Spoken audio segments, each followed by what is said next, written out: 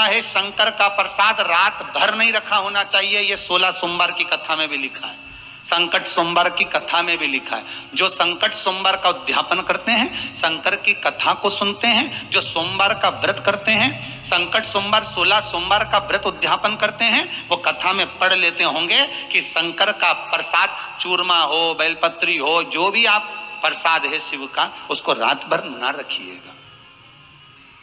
अब फल तो भेज दिया था, वो फल चले भी गया था, रानी को पहुंच भी गया। रानी ने सोचा हम 2 महारानी हैं, उसने आखे फल के 2 टुकड़े कर दिए, दोनों ने खा लिए, दोनों को संतान हुई। संतान भी जो शंकर के फल के टुकड़े करे थे, तो औलाद भी आदि आदि हुई, संतान भी आदि आदि। नासिका का एक छिद्र, एक आंख, आधा मुख, एक हाथ, एक पांव, एक रानी को हुआ, आधा दूसरी रानी को हुआ। जैसे ही रानी को आदि आदि संतान हुई, जरासंध के पिताजी को मालूम पड़ा कि संतान हुई, और दासियों ने आकर कह दिया संतान भी ऐसी हुई कि कुरूप हुई। आदि आदि संतान उत्पन्न हुई है, आदि आदि संतान उत्पन्न हुई है, हाँ आदि आदि संतान, हाँ कहाँ है, लेकर आओ। जो लेकर आए देखा तो ये तो आदि आदि है। पिताजी ने कह दिया ऐसी संतान हमको नहीं चाहिए, ले जाओ फेंक दो इसको, ले जाकर कहीं फेंक दिया जाए, जंगल में, वन में ले जाओ इसको, डाल दीजिए वन के अंदर, ले जाओ इसको। एक दासी को भेज दिया, दासी ने ले जाकर उसको फेंक दिया। फेंका, आधा आधा टुकड़ा अलग पड़ा था। एक होई थी राक्षसी, पर कभी राक्षस कृत्य नहीं करा था, राक्षस कुल में जन्मी थी होई, पर राक्षस कर्म नहीं करा था। इसने निकल कर जा रही थी, इसकी शिव भक्ति बड़ी प्रबल थी, इसकी तप साधना बड़ी प्रबल थी। इस होई राक्षसी ने दोनों बच्चों को देखा तो अलग अलग थे, इसने अपने तप बल से बाबा देव अधिदेव महादेव से प्रार्थना कर कर दोनों को जोड़ दिया।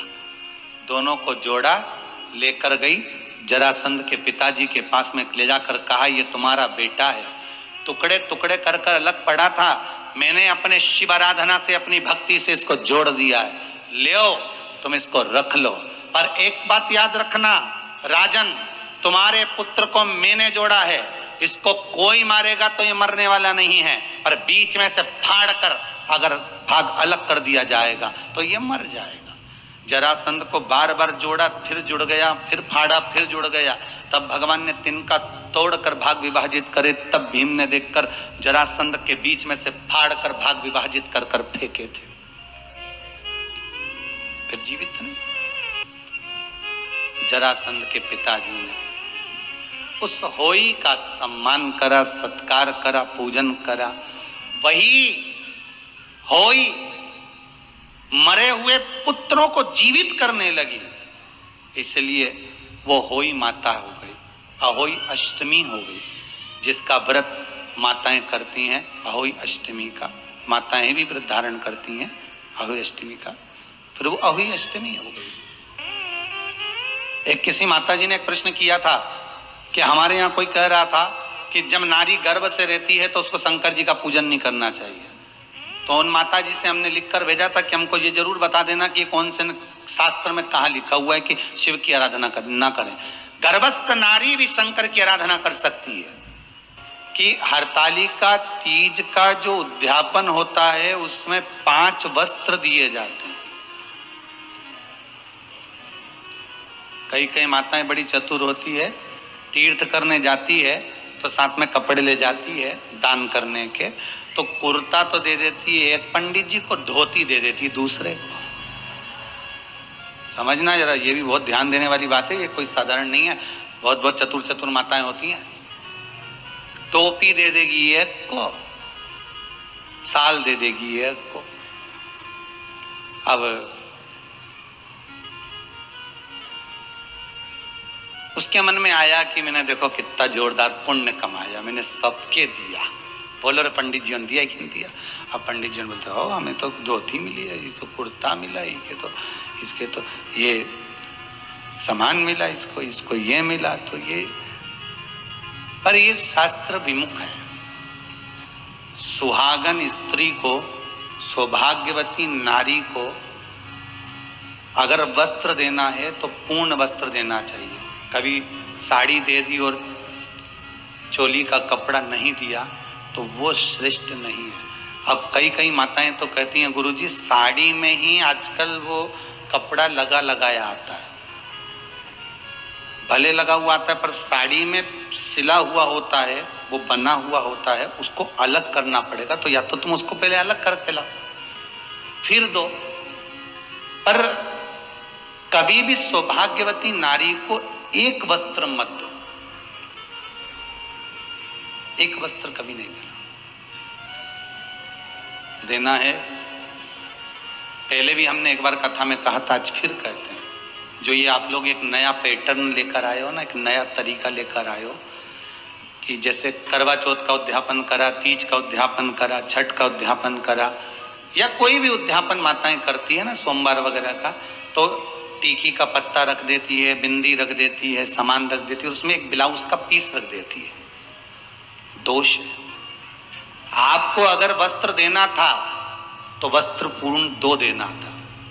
एक अकेला वस्त्र तो जब जीव के प्राण छूटते हैं तभी जाता है। अगर आपको ब्लाउज पीस देना है तो पहले उसको, उसके साथ में एक जो हाथ में बांधने वाली मोली होती है, लच्छा होता है, पहले एक हाथ की मोली उसके अंदर रखो ब्लाउज पीस के साथ में, तो वो दो वस्त्र हो गए। तो एक नहीं कहलाएगा, फिर वो दो हो गए। पर माताएं पॉलीथीन में जब पैक करती है ना, पॉलीथीन में जमा लेती है, उसमें टीकी का पत्ता रख लेगी, वो लगाने की रख लेगी, कुंकू रख लेगी, सब कुछ रख लेगी, पर वस्त्र एक रखेगी। उसमें मोली नहीं रखती है, वो कलेवा नहीं रखती, उसमें नाड़ा नहीं रखती। सौभाग्यवती स्त्री को अगर आप भोजन कराकर वस्त्र का दान कर रहे हो तो एक वस्त्र कभी सौभाग्यवती को नहीं जाता। वस्त्र जाते हैं तो दो दो, पांच दो, ऐसे वस्त्र बढ़ते हैं महाराज। लहंगा है, वस्त्र आदि के, रुमाल आदि के, ऐसे 5 वस्त्र करे जाते हैं। यहाँ तक आज तक का प्रमाण है महाराज जी कि ये जो आप लोग जो रबड़ बैंड वगैरह देते हो ये अपनी जगह पर है, पर शास्त्र रीति तो यहाँ तक कहती है कि जो पहले साटन चलता था चोटी को गुथने के लिए, उस साटन की भी महत्वता थी महाराज। भविष्य पुराण को उठाइए और भविष्य पुराण को उठाकर देखिएगा, कभी मौका मिल जाए आपको और आपके पास में अगर भविष्य पुराण की किताब हो, पोथी हो, पुराण हो, तो उसको पढ़कर देखना एक बार। उसमें वर्णन आता है कि 5 वस्त्र में वो साटन भी गिना जाता है स्त्री के। कारण क्या था? तो कहते हैं जो साटन का दान देते थे, रिबिन उसको कहते, साटन का रिबिन बोलते हैं उसको, तो उसका जब दान देते थे तो जो परिवार टूट रहा होता था, जिसके परिवार में सास बहू देवरानी जेठानी की लड़ाई होती थी, परिवार टूट रहा है, विभाजन की ओर चले जाता है, तो साटन का दान करने से परिवार जुड़ जाता था, इसलिए साटन दिया जाता था। अब आज के समय में तो कौन दे, फैशन है महाराज, थोड़ा वीआईपी चीज दो, तो भगवान भी क्या वीआईपी में जा कि बांस की डलिया में अनाज रखकर, सुहाग सामग्री रखकर ब्राह्मण को जब भोजन कराते हैं तो उसको बांस की डलिया, आपने पढ़ना, उसमें लिखा है, आपके पास में तो किताबें होंगी उपवास की, बांस की डलिया में सामान रखकर दीजिए। बांस की डलिया, यहां लिखा नहीं कि प्लास्टिक की डलिया में पैक कर दो, यहां बांस की डलिया लिखिए। बांस क्यों? क्योंकि बांस शुभ कार्य का सूचक होता है। जब विवाह होता है तो बांस का मंडप लगता है, शुभ कार्य का सूचक होता है। बांस वंश की वृद्धि करता है। उद्यापन करने वाली नारी बांस की टोकरी में, बांस की पिटारी में सामान रखकर जब सौभाग्य का देती है, तो जैसे बांस की टोकरी एक दूसरे से गुथी होती है महाराज, और उस बांस के छोटे छोटे से रर्रे निकले होते हैं, हल्के से ले तो वो चुभ जाते हैं, उसी तरह जो दूसरी बांधाएं आती है बांस की टोकरी, उसको दूर भगाकर अखंड सौभाग्य प्रदान करती है, इसलिए बांस की पिटारी लिखी गई है। अब यूज करे कि नहीं करे तो एक काम करो ना, शंकर भगवान के दूध चढ़ाएंगे, भगवान यूज करे कि नहीं करे तो रबड़ी बना के चढ़ा दो, तो तुम्हारे ऊपर है। वस्त्र का दान देना है आप किसी को ब्राह्मण 4 बेटे हैं तो आप बन सके तो पूर्ण 5 वस्त्र जो लिखे हैं वैसा दीजिए, नहीं बन सकता तो 2 वस्त्र दीजिए, भले कुर्ता पजामा दो, धोती कुर्ता दो, चाहे उसके साथ में एक रुमाल रख दो, पर वस्त्र 2 होना चाहिए, चाहे पुरुष को दो चाहे स्त्री को दो, और उद्यापन में दो तो 5 दो। कितने देना है? 5। कन्यादान में हमारे मौसा जी स्टील की टंकी दे रहे हैं। बर्तन कितना हुआ? जम के बोलिए जरा। 1 स्टील की टंकी दे रहे हैं। अब कन्यादान कराने वाले पंडित जी से उस कन्यादान का महत्व पूछिए कि कन्यादान करते समय 5 वस्त्र का, 5 बर्तन का, 5 वस्तुओं का प्रमाण वर्णित है। देखना, कई माताएं इतनी चतुर होती है कि बाकी की सौभाग्यवती नारियों को तो एक ब्लाउज का पीस दे देती है और बाकी का पूरा कपड़ा अपनी बहन बेटी के एक जैसा बढ़िया बना बुनू के एक जैसा उसको दे देती। हम मना नहीं करेंगे, बहन बेटी है तुम्हारी, हम मना नहीं करेंगे, दो उसको। पर जब उद्यापन का लोटा, कलश, डब्बा एक जैसा अगर सुहागवती माताओं को दिया है, एक जाजम पर दिया है, तो उसको भी वैसा ही देना। फिर जब वो विदा हो तब भले दे देना, पर जाजम पर एक। कितना सुंदर लिखा अग्नि पुराण। अग्नि पुराण में वर्णन किया गया, पहले हिंदू धर्म में नीचे बैठकर जब भोजन होता था, पंगत में होता था कि नहीं होता था? पंगत में जब भोजन होता था और परसगारी करने वाला कोई व्यक्ति गुलाब जामुन लेकर निकलता था, अपने अपने व्यक्ति को गुलाब जामुन दे देता था और बाकी के व्यक्ति को नहीं देता था। तो जितने को नहीं दी होती थी उतने का भूखे रहने का 1 वर्ष का दोष उस व्यक्ति को लगता था जिसने गुलाब जामुन नहीं दिए। 1 वर्ष तक के भूखे रहने का दोष लगता है। महाराज जी, आपके यहाँ 4 मेहमान भोजन कर रहे हैं, हाँ, आपका फर्ज है आप उनसे जाकर पूछे साहब रोटी ले लो साहब, उनने रोटी ले ली। दूसरे से पूछे साहब रोटी ले लो, हाँ नहीं ले, वो बात दूसरी है। पर तुम तो धामा लिए, अपने वाले के 2 पटक दी और बहुत जा रहा है, बहुत जा रहा है, बहुत जा रहा है। फिर वहां अपना मौसा जी बैठा, उनके दे दी, मौसा जी 1 तो लो साहब, नहीं फूफा जी तुम तो लो साहब। अब तुमने मौसा जी ने फूफा जी तुमने तो दे दी, पर तेरा क्या होगा रे कालिया? अपना कभी तो अंदाजा लगा कि तूने मौसा जी के तो खिला दी, ने फूफा जी के खिला दी, और बाकी का जो बैठा था ये कई तरह काका जी था, इनके कौन देगा? अब उनको देकर उनके सामने तो खुश हो गया कि हमने मौसा जी के खिलाई। मौसा जी भी खुश हो गया, हमारा भतीजा कितना जोरदार, हमारा बहन का छोरा कितना जोरदार, लाके मेरा भांजा ने मेरे को खिला दी। पर ये बाकी को नहीं खिलाई, इसका पाप, इसका दोष किसके माथे? और ऊपर से कि हम तो खूब पुण्य का, हमारा पाप बहुत सारे हैं साहब, हिसाब लगाओगे तो मालूम पड़ेगा कि गलती कितनी हो गई। इसलिए करवा चौथ के उद्यापन में लिखा है, करवा चौथ के उद्यापन में लिखा है, आप लोग करते होगे ना करवा चौथ का व्रत, उसका जब उद्यापन होता है तो एक थाली में 13 जगह पर 4-4 पूड़ी रखी जाती है। आप लोगों को तो मालूम होगा, आप लोगों ने करा होगा करवा चौथ का उद्यापन। एक थाली में 13 जगह पर पूड़ी और सीरा, सीरा मतलब हलवा रखा जाता है, और रखने के बाद में उसके ऊपर एक पत्तल रखकर उस पर सुहाग का वस्त्र, साड़ी, 5 वस्त्र, सुहाग सामग्री सब उस पर रखी जाती है। और रखने के बाद में हाथ में कंकु, चावल, हल्दी लेकर, संकल्प लेकर उस थाली पर से घुमाया जाता है। कामना करी जाती है, हे चौथ माता, हे करवा चौथ, हे चतुर्थी माँ,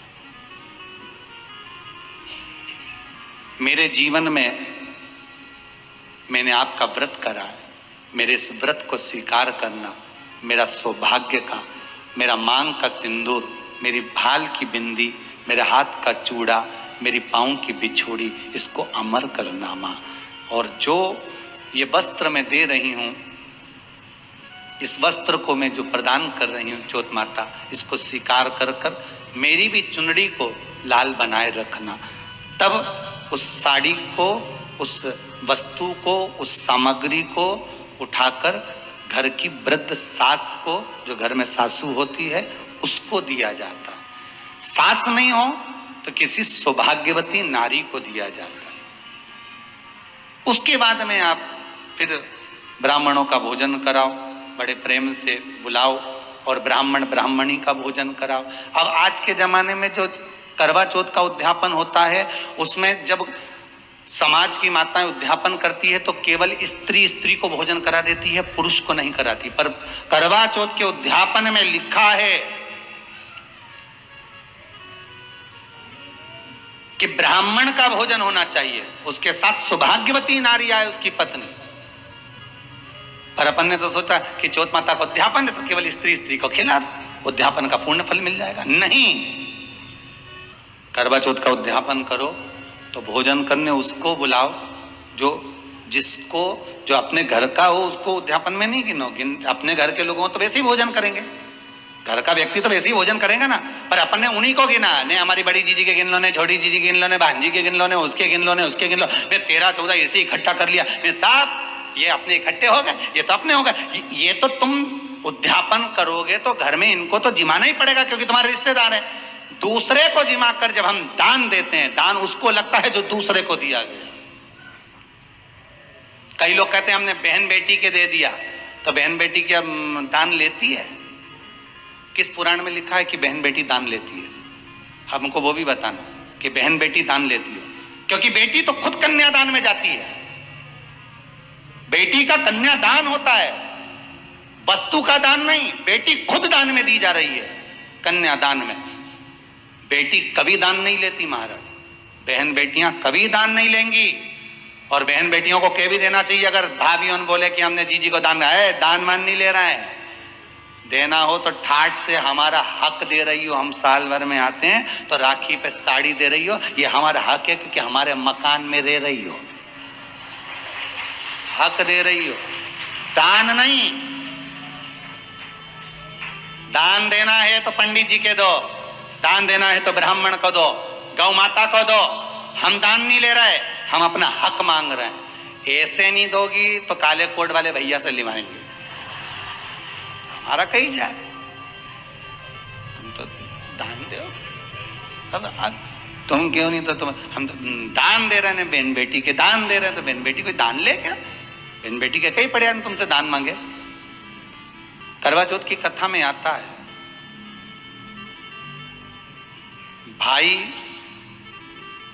बहन को भोजन कराने के लिए बुलाते हैं। पढ़िए ना कथा। उस दिन भाभियों का भी करवा चौथ का व्रत है, सेठानी का भी करवा चौथ का व्रत है, और बेटी का भी करवा चौथ का व्रत है। पर भाई जब भोजन करने बैठे तो बहन को आवाज लगाई, आजा जीजी भोजन कर ले। दीदी आओ भोजन करो। दीदी ने कहा नहीं, आज मेरा व्रत है, जब तक चांद नहीं देखूंगी तब तक मैं व्रत नहीं छोड़ सकती। चंद्रमा देख लूंगी, अर्घ दे दूंगी, पूजन कर लूंगी, तब मैं व्रत छोड़कर फिर भोजन कर लूंगी। भाई भोजन की थाली से उठे, भोजन की थाली से भाई उठे। सबने विचार कर लिया, एक काम करो, जीजी भोजन नहीं कर रही है, दूर जाकर वहां आग लगाओ, टेकरी के ऊपर आग लगाना, एक चलनी इतनी बड़ी ले जाओ, उस चलनी को दिखाना आग में। मैं जीजी से कह दूंगा, वो चांद निकल गए और जीजी अर्घ दे देगी, अर्घ दे देगी, भोजन कर लेगी। बेचारी कब की भूखी, सुबह से उसने कहीं खाया नहीं। ये व्रत वाले दिन सबको बहुत दया आती है, बाकी के दिन कहां चले जाते हैं? थोड़ी कथा तो थोड़ी तुमको लगेगी कि सीवर वाला महाराज बहुत आड़ी टेढ़ी बात है, लगे तो लग जाए, अपने कहीं चिंता नहीं। पर कथा जिस तरह से बाजते हैं उसी तरह से बाजेंगे। तुम्हें अच्छी लगे तो सुनो, नहीं तो रिमोट हाथ में धरा दादा पलटी दो, कहीं का दूसरा महाराज आ रहा हो ऊके सुन लो, उसमें कहीं टेंशन नहीं, अपने रत्ती भर भी हो, हाथ में रिमोट धरा है, वहीं की वहीं पलट दो जरा। जिस दिन तुम्हारा व्रत होगा उस दिन पति के विचारन की इतना दया आए, तेरा व्रत है, ले कुछ खा ले। क्यों कर रही है? कौन ने कहा तेरे को गुरुवार का व्रत करने का? कौन ने कहा तेरे को सोमवार का व्रत करने का? कौन ने कहा तेरे को ये करने का? वो व्रत करे, ये तो व्रत करे ने भेरू का पारा चढ़े, ये समझ में नहीं आया। कौन किया तेरे को व्रत कर? कौन बोला? अब ले, एक टाइम तो भोजन कर ले। अब कितनी दया आ रही के, और यूं रोज दुकान पे अकेला कचौड़ी खा के आ जाए तब नहीं बोले कि ले जाऊं। तब फोन लगा के बोल देता, दुकान के कचौड़ी आई है ना मक्का की भुट्टा की, जोरदार बनी है, ले आऊं कि अभी आऊं मैं गाड़ी लेके। एक बार फोन नहीं लगाया कि एक बार लगा दे, अकेले ही निपटाया आया। ठेला पे जाके मीन क्या बोले, चाउमीन खाई गया, सब खा गया। और जिस दिन व्रत रहनी उस दिन तो खूब दया है, खूब दया। जैसे बेचारी अब भी जी रही है, इके पूरा खिला पिला के भेजो, इतनी दया है।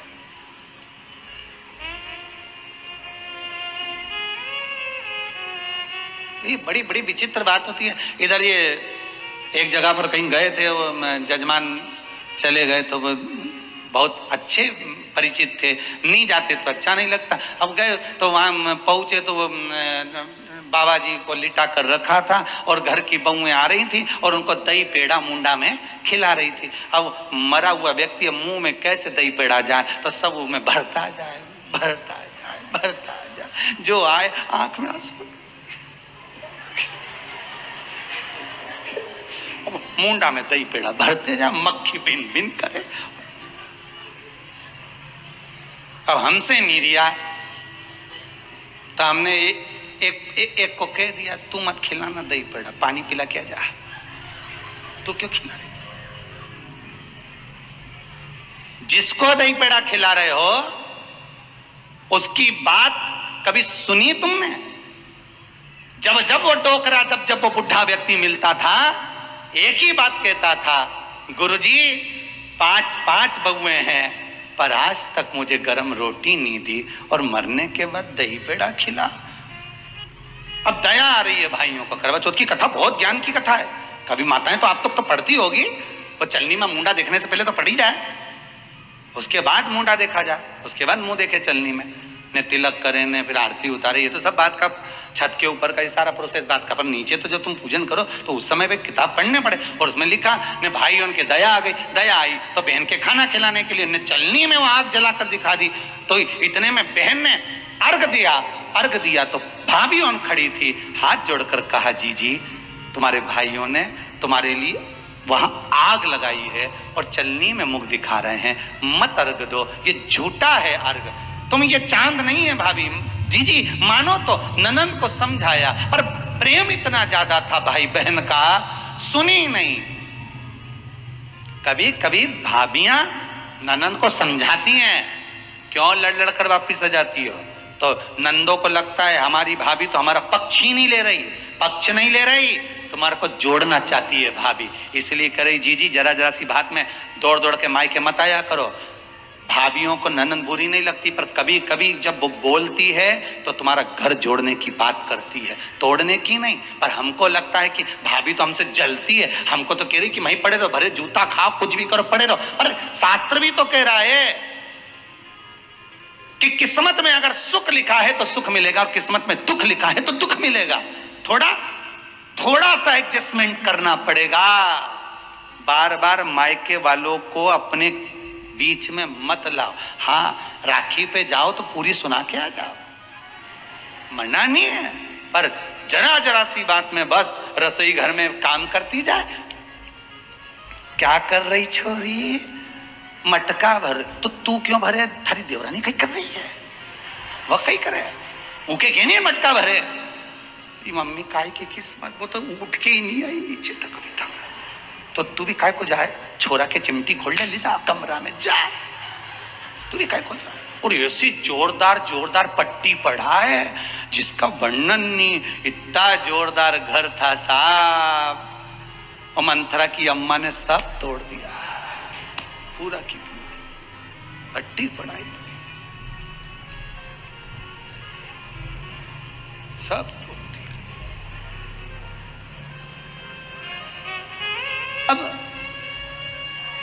कथा कर रही है, भाभियों समझा रही है ननद को, करवा चौथ की कथा में लिखा है।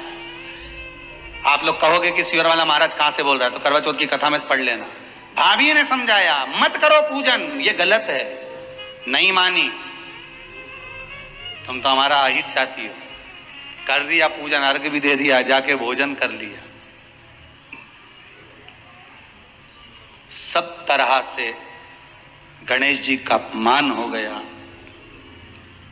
बर्बाद कर दिया भगवान। रोने लगी, बिलखने लगी। पूछा, अब मां के गले लगकर रो रही थी सेठानी के मां, बर्बाद हो गई मैं, सब कुछ नष्ट हो गया। मां की आंख में आंसू थे। गलती क्या हुई है कुछ मालूम है? मुझे लगता है कि पिछले वर्ष जो करवा चौथ पर पूजन करी थी तो भाइयों ने आग जला दी थी, ये भाभियों ने कहा था। तो सास बोली, तेरी भाभियों ने तुझे पहले नहीं बताया? नहीं मां, मैं अर्घ दे रही थी तभी भाभियों ने कह दिया था कि यह चांद नहीं, तुम्हारे भाइयों ने तुम्हें भोजन कराने के लिए चलनी में अग्नि दिखाई है। तो बेटी गलती तो तेरी है ना। सवेरे से लेकर शाम तक जब भूखी रही, 8 बजे तक भूखी रही, 9 बजे तक भूखी रही, ने टोरा टोरी ने छोरा छोरी के बार बार छत पे भेज रही, देख के तो आया कि नहीं आया, देख के तो आया कि नहीं आया।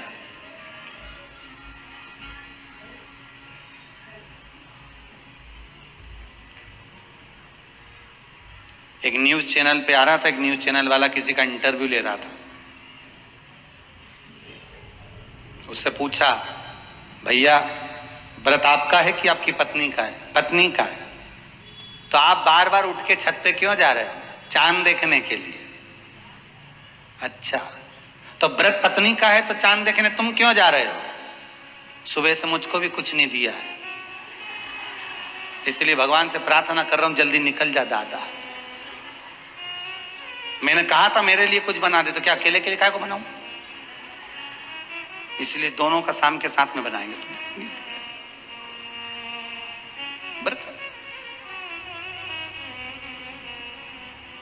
तूने अपमान कर दिया गणेश जी का। ऐसा पिछली बार गलती हो गई मुझसे, वो गलती कैसे स्वीकारूं मैं, कैसे कैसे सुधारूं मैं, कैसे गलती को संवारूं?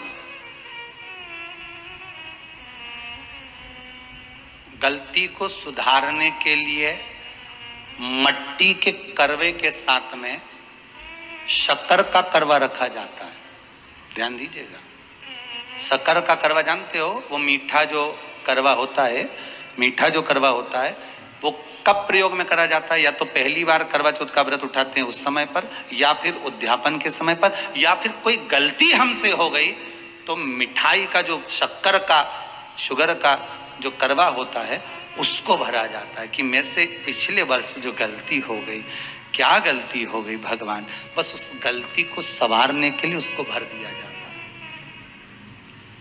मिलता है बाजार में, आपने देखा कि नहीं देखा वो पता नहीं, पर मार्केट में आता है। शक्कर का करवा, शुगर का करवा, वो भरा जाता है। गलती भाइयों ने भी कर दी। कभी कभी हमारी सहानुभूति, कभी कभी हम दूसरे को समझाने के चक्कर में अपना तत्व दिखाने के लिए गलती कर जाते हैं, अपना तत्व दिखाने के। 16 सोमवार का उद्यापन कब होता है? प्रदोष काल में, शाम के समय। हम पूजन करने कब बैठ जाते हैं? दोपहर में 12 बजे, 1 बजे। हरतालिका तीज की पूजन का पहली पूजन कब होती है? प्रदोष काल में। प्रदोष की बात करते रहो। कई लोग पूजन कर लेते दोपहर में 2 बजे। चाय पीना पड़ेगी, भूख लग रही है, कुछ खा लूंगी, मना नहीं, पर समय का भी तो भान करो। दुकान खुलने का भी एक समय होता है 8 बजे, दुकान बंद करने का समय होता है 10 बजे, कथा का समय होता है 2 बजे से 5 बजे तक। सबका एक समय होता है कि इतनी बजे से इतनी बजे तक रहेगा। उसी तरह हर पूजन का विधान है, समय है। सुबह 4 बजे से लेकर रात्रि के चंद्र आए जब तक आप भूखे रहते हो करवा चौथ के दिन। फिर जल्दी किस बात की है? क्यों इतनी जल्दी है? वहां जाओ, वहां देख के आओ चांद आया कि नहीं, वहां जाओ, वहां देख के आओ चांद आया कि नहीं आया। अगर भगवान को दर्शन देना है और तेरे व्रत में अगर प्रबलता है तो भगवान तो छत के ऊपर पर आकर खड़ा हो जाएगा। तो विश्वास तो रख, भरोसा तो रख, पर विश्वास ही नहीं, भरोसा ही नहीं, तो कहां प्राप्त होगा? कैसे प्राप्त हो?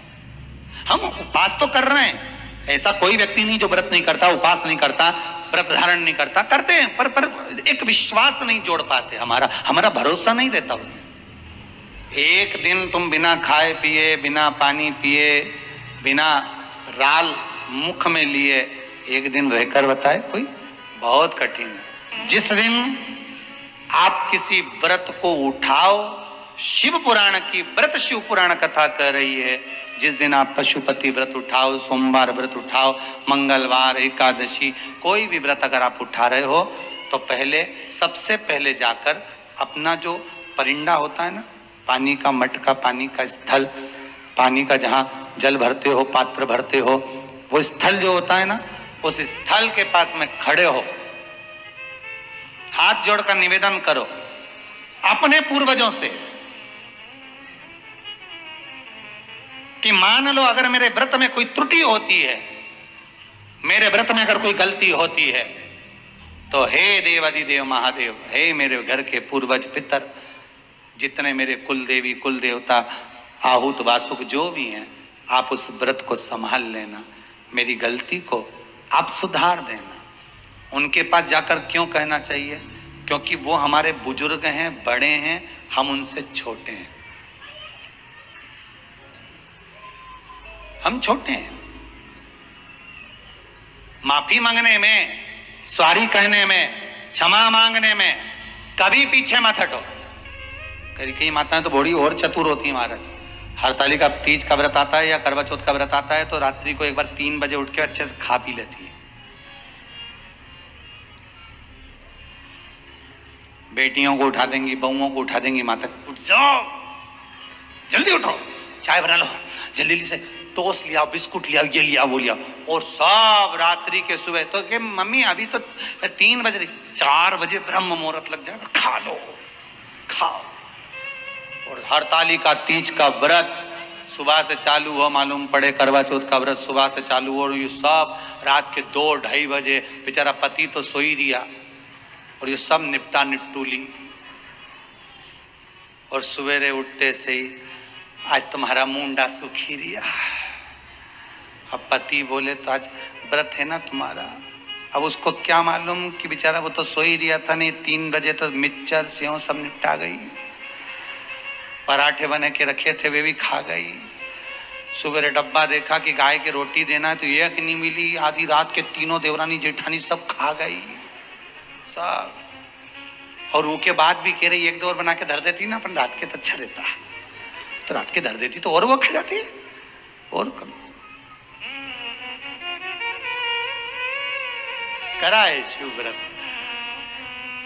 करो, बोलते जाओ जरा जल्दी। कोई आपसे प्रश्न कर लेगा कि आप हर साल करवा चौथ का पूजन करती हो, चलनी में मुंडा भी देखो है, चलनी में मुख भी देखती हो, दिया भी लगाती हो, करवा भी भरते हो, पूजन भी करते हो। तो सबसे पहली करवा चौथ की पूजन करी किसने थी? तो शास्त्र कहता है सबसे पहली करवा चौथ की पूजन माता द्रौपदी ने करी थी। किसने करवाई थी? तो कहा भगवान कृष्ण ने करवाई थी। क्यों करवाई थी? तो कहा अर्जुन द्रौपदी को छोड़कर नीलगिरी पर्वत पर तप करने चले गए थे। घोर तप अर्जुन ने करा। अब अर्जुन ने तप करा तो इसको द्रौपदी को कहीं से सूचना मिल गई कि दुर्योधन ने अपनी 2 अक्षौणी सेना अर्जुन को मारने के लिए भेजा है। अब व्यक्ति अगर नेत्र बंद करके बैठा है, साधना में बैठा हुआ है, तप में बैठा हुआ है, अपनी भक्ति में बैठा हुआ है, और कोई आया पीछे से और उसने वार कर दिया तो किसको मालूम पड़ेगा? कौन जानेगा? अब अर्जुन अगर तप साधना में बैठे हुए हैं और द्रौपदी का पति अर्जुन अगर तप साधना में बैठा और पीछे से अगर दुर्योधन आक्रमण कर रहा है 2 अक्षौणी सेना के साथ, तो कौन जान सकता? तब भगवान कृष्ण दौड़ कर गए द्रौपदी के पास में। द्रौपदी द्रौपदी द्रौपदी ने ठाकुर जी के चरण पकड़ लिए, तुरंत हाथ जोड़कर बोली प्रभु क्या बात है, आप बताओ क्या हो गया? भगवान बोलने लगे द्रौपदी तुझे कुछ मालूम है? द्रौपदी बोली नहीं प्रभु। क्या हो गया बताइए आप मुझे, तुझे मालूम नहीं? दुर्योधन ने 2 अक्षौणी सेना अर्जुन को मारने के लिए नीलगिरी पर्वत पर भेजी। नीलगिरी पर्वत पर, हाँ, तो वहां तो अर्जुन तप करने गए हैं, साधना करने के लिए गए हैं। वहां तो अर्जुन भगवान की भक्ति को धारण करने के लिए गए। तो द्रौपदी ने कहा, अर्जुन अगर भगवान की भक्ति को धारण करने के लिए गए हैं और दुर्योधन ने अगर सेना भेज भी दी है, तो क्या मेरे पति की रक्षा वो परमात्मा नहीं करेगा, जिसका वो स्मरण कर रहा है, जिसका वो पूजन कर रहे हैं, जिसकी वो भक्ति को धारण कर रहा है? भगवान मन में सोचे, वो गया तप कर रहा है, उसी चक्कर में तुम्हें तेरे पास आया। भगवान ही आया है ना तोड़ के, दूसरा कोई तो नहीं आया ना। मार्ग दिखाने वाला कौन होता है? परमात्मा। मार्ग बताने वाला कौन होता है? परमात्मा होता है। एक बार तुलसीदास जी एक पद लिख दिए, सिया राम मैं सब जग जानी, करो प्रणाम जोर जुग पानी। जब तुलसीदास जी ने पद लिखा कि हर एक में राम समाया है, चप्पे चप्पे में डाली पशु पक्षी सब में भगवान राम समाये हैं, तो तुलसीदास जी लिखकर जा रहे थे, इतने में एक बच्चा दौड़ कर आया और आकर कहा, अरे काका उधर मत जाना, तुम लाल कलर की धोती पहने हो, उधर जाओगे सामने से एक बेल आ रहा है, एक बहुत बड़ा नंदी आ रहा है, वो तुम्हें पछाड़ देगा, मार देगा। इतने में तुलसीदास जी ने कहा, तुझे मालूम नहीं बेटा, मैंने अभी चौपाई लिखी है, सिया राम मैं सब जग जानी। अभी मैंने चौपाई लिखी, सब में राम है, तो बेल में भी तो राम होगा, नंदी में भी तो राम होगा, वो मुझे नहीं मारेगा। तुलसीदास जी आगे बढ़े, बेल ने सींग से उठाया, तुलसीदास को पटक दिया, और बाबा तुलसीदास जी को जैसे ही पटका, तुलसीदास जी दौड़ कर गए, सीधे पहुंचे गंगा के घाट पर, कलम उठाई, जो चौपाई लिखी थी उसको काटने लगे। इतने में हनुमान जी महाराज आकर खड़े हो गए, काट मत देना, रामायण की चौपाई एक मत काट देना, बिल्कुल मत काटना। तो तुलसीदास जी ने लिखा, बोला, मैंने चौपाई लिखी थी, सिया राम मैं सब जग जानी, करो प्रणाम जोर जुग पानी, सब में मैंने राम देखा, तो फिर बेल ने मुझे क्यों मारा? हनुमान जी बोले, तुमने सब में राम देखा, बेल में भी राम देखा, नंदी में भी राम देखा, तो उस बच्चे में राम क्यों नहीं देखा जो तुम्हें बताने आया था कि उधर मत जाना? बोलने तो आया था ना तुम्हारे पास में कि उधर मत जाओ। भगवान अपना असली रूप रखकर कभी तुम्हारे सामने नहीं आता। अगर भगवान असली रूप रखकर आ जाए, 4 हाथ लगाकर, सुदर्शन चक्र लेकर, त्रिशूल लेकर भगवान तुम्हारे पास में आ जाए और आकर तुरंत तुम्हारे सामने खड़ा हो जाए, तो तुम तो सोचोगे कहीं नाटक वाला आ गया, 10 रुपए निकाल के पर्स में से लाओगी और तुरंत दे दोगी, ए बाबा लो 10 रुपए लो, चलो यहाँ से बढ़ो। तो भगवान कभी ऐसा रूप रख कर, असली स्वरूप में तो भगवान आता ही नहीं है। भगवान तो आपका कोई अपना बनकर, कोई रिश्तेदार बनकर, जब तुम्हारा कोई काम अटका हुआ है और वो काम तुम्हारा तुरंत हो गया, किसी के माध्यम से हो गया, तो उसको धन्यवाद देना परमात्मा को कि तू रूप रखकर आ गया, तूने स्वरूप बदल लिया, आज कार्य को सफल कर दिया। आपको लगेगा मेरे चाचा जी के लड़के ने करा, मेरे मौसा जी के लड़के ने करा, मेरे काका जी थे, वो तो फोन उठा लिया उनने और जरा सी देर में ब्लड की व्यवस्था कर दी। वो तो मेरी जीजी बहुत अच्छी है, बुरा वक्त में हमारे सामने आ जाए। वो तो हमारा काका का छोरा ऐसा, एक फोन लगाऊं ने तुरंत आ जाए। वो काका का छोरा नहीं आ रही है, वो जीजी नहीं आ रही, न बुआ आए, न जीजी आए, न काका आए, न नाना आए, न पापा आए, न बुआ आए।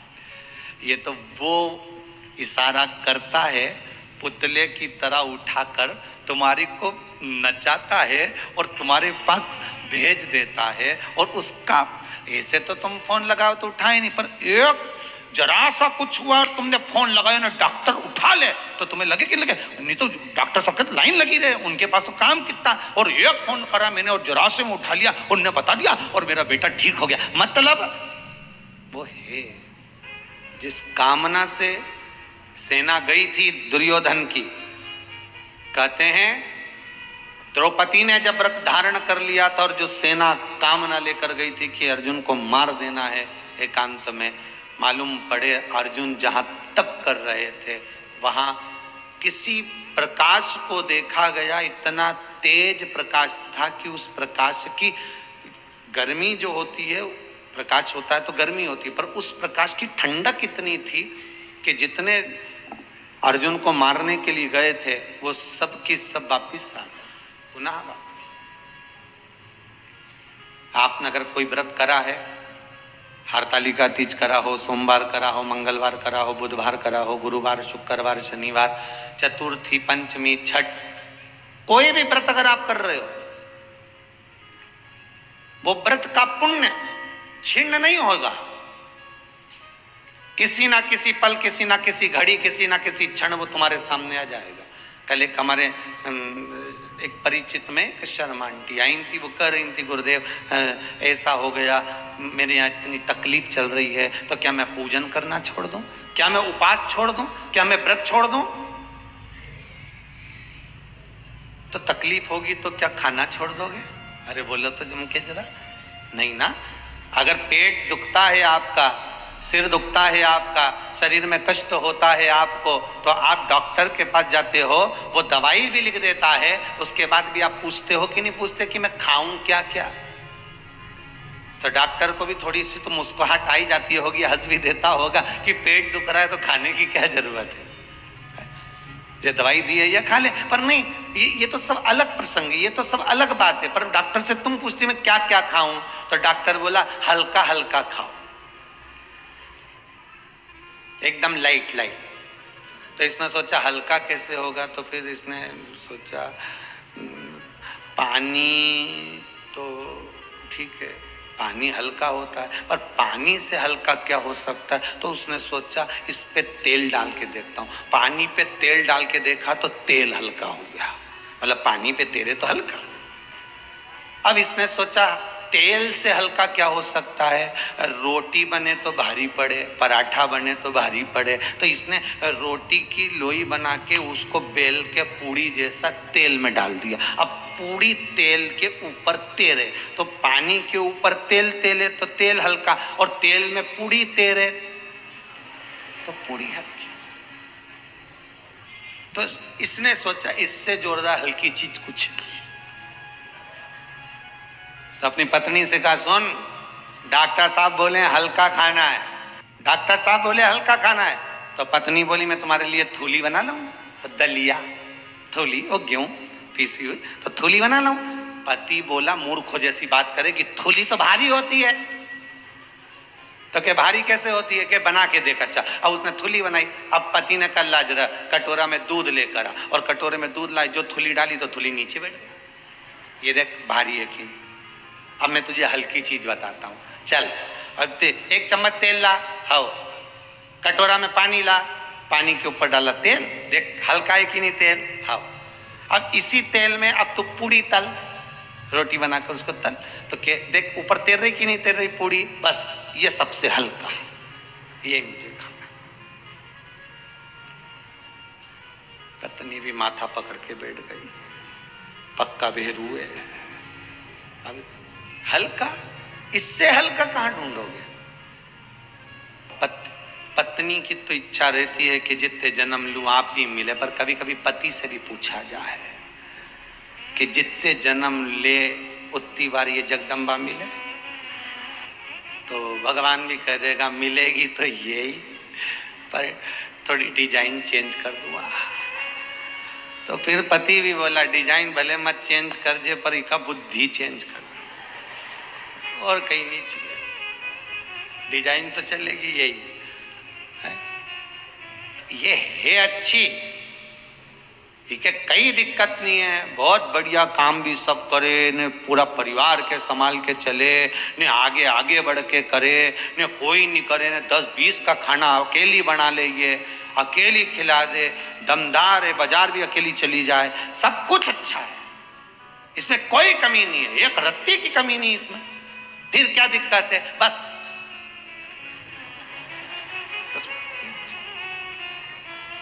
इनमें कई कमी नहीं है, बस वो एक वो जो आधा तोला की है नहीं, बस बेही गड़बड़ है, बाकी कई दिक्कत नहीं है।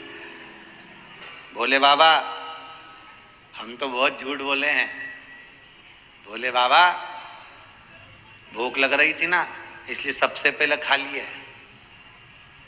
तुम्हारा मंदिर ही नहीं खुला था सुबह से, 8 बजे तो मंदिर खुला, तो हम तो सुबह 6:30 बजे उठे तो बिस्कुट तो खा ही लिया, क्योंकि बीपी ऊंचा नीचा हो जाए। भगवान से कहने में क्या जाए, भगवान से कुछ छुपाओगे? अरे बोलो तो जल के, भगवान तो खुद कैमरा है, सब देख रिया है। तुम दुनिया के लोगों से छुपा सकते हो पर उससे नहीं। आज हमारा एकादशी का व्रत है, भूखी रहते नी बनी भगवान, इसलिए सुबह से 1 गिलास दूध की राजगरा की खीर बना के निपटा गए। पर कई करूं भगवान, भूखी नहीं रिवाय से, भूखी नहीं रिवाय।